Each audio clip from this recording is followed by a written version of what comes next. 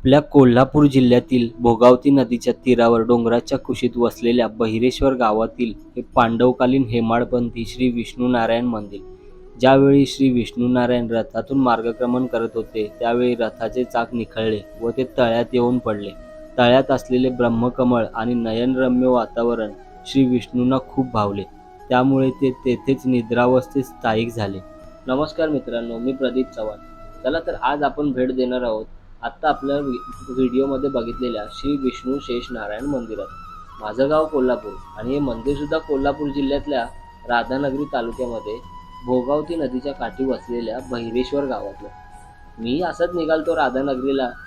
म्हणलो जाता जाता हळदी मार्गे जाऊया, म्हणजे कसं देवाचं तेवढं दर्शन पण घडतं. कोल्हापुरातनं निघताना गंगावेशचा वडापाव खाल्ला दाबून. गंगावेशच्या तालमीच्या वडापावची चव काय सांगायची हो. येऊन एकदा खाऊन बघा, नादच खुळा. गाडी घेतली, संध्याकाळची वेळ, रस्ते पण मोकळे मिळाले. निघालो सुसाट गावाला. हिरवळ आणि मावळणारा सूर्य सगळे एकदाच बघायला मिळाल्यावर आणि काय पाहिजे. कोल्हापूर म्हणजे शेवटी स्वर्गच हो. येऊन पोचलो हळदी नदीवर. हळदी नदीवर पोचल्यानंतर पुलाकडे बघितल्यावर एक लहानपणाची आठवण झाली. सुळका मारायचं मन केलं, पण स्वतःला आवरलं आणि पुढे निघालो. विठ्ठाचा कारखाना, संध्याकाळची वेळ, गार हवा, मस्त वातावरण, सगळ्याचा आनंद घेत एकदाच गावच्या तिकटीवर येऊन पोचलो. बहिरेश्वर गावात आल्यानंतर गावकऱ्यांना जरा विचारलं मंदिराबद्दल, जाण्याचा रस्ता विचारला. या तिकटीपासून जसं तुम्ही आतमध्ये पाठच्या बाजूला वळाल तसं तुम्हाला एक दत्ताचं मंदिर दिसतंय. मंदिरापासून डाव्या बाजूला आणि उजव्या बाजूला असे 2 फाटे फुटतात. तर आपल्याला जायचं आहे डाव्या बाजूच्या फाट्याला. इथनं अवघ्या 50 पावलावर तुम्ही जर चालत गेलात, 50 पावलावर तुम्हाला मंदिरात आतमध्ये जायचा पूल येतो. पुलाकडे निघालो. आजूबाजूचा परिसर एवढा स्वच्छ गावकऱ्यांनी ठेवलाय, नादच खुळा.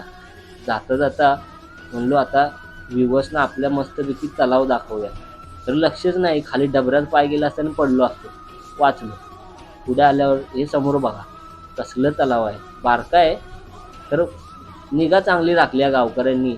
आणि पुलाचं या बाजूसनं टोकापासून सुरू होतोय ते मंदिरापर्यंत पूल आहे. हे छोटंसं मंदिर तुम्हाला दिसलं असणार. त्याच मंदिरात आपल्याला जायचं आहे. आलो पुढं. या गेट जवळ एक आजीबाई बसत्या प्रसाद घेऊन. आणि हे डोंगर बघा, डोंगरावरनं सूर्य मावळत आलाय, सूर्याची किरणं पाण्यात पडतात, मस्त देखावा आहे. इथनं आतमध्ये आल्यावर पद्धतशीर नियोजन केलेलं आहे. पाय धुतल्याशिवाय आणि पाप धुतल्याशिवाय त्या मंदिरात जाता येत नाही. पुढं आलो. पुलावर तुम्हाला दाखवतो.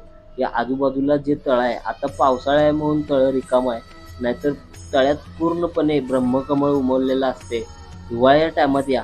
हिवाळ्यात येणं हे सगळ्यात बेस्ट आहे इथे यायचं म्हटलं तर. चला आपण जाऊया आतमध्ये मंदिरात. जवळपास यो पूल 50 पावलाचा असेल. 50 पावलं चालत गेल्यावर मंदिरात जायला डाव्या बाजूने जायला लागते. तिथं विचारायची गरज नाही, लिहिलेलंच आहे डाव्या बाजूने मंदिराकडे जाण्याचा दर्शनाचा मार्ग.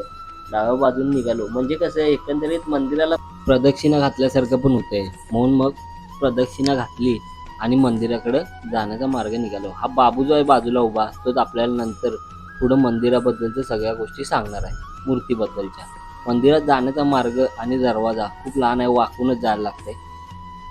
गणेशाची मूर्ती लावलेली आहे वरती आणि वाकून आम्ही मंदिरात गेलो. मंदिरात गेल्यानंतर विष्णू नारायणची मूर्ती बघून डोळे भरून आले. कसली भारी मूर्ती आहे, काय कलाकृती केली आहे मूर्तीवरती ते आपल्याला पुढं गुरुजी, मंदिरात जे भटजी असतात ते भटजी आणि त्यांचा मुलगा ते आपल्याला सांगणार आहे. तर भटजींच्या सांगण्याप्रमाणे 1800 वर्ष पुराणी काळातली ही मूर्ती आहे. विष्णूंच्या बेंबीतनं ब्रह्माचा उगम झालेला आहे. ब्रह्मदेव वरती पाहायला मिळतात. डाव्या बाजूच्या हाताजवळ महादेवाची पिंड आहे आणि वरतून खाली पायापर्यंत असा दशावताराचा अवतार या मूर्तीला दिलेला आहे.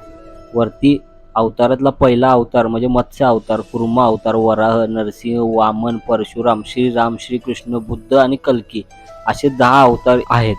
आणि श्री विष्णूंच्या पायाजवळ माता लक्ष्मीचे स्थान आहे. लक्ष्मी माता विष्णूंच्या पायाजवळ सेवा करताना आपल्याला पाहायला मिळते.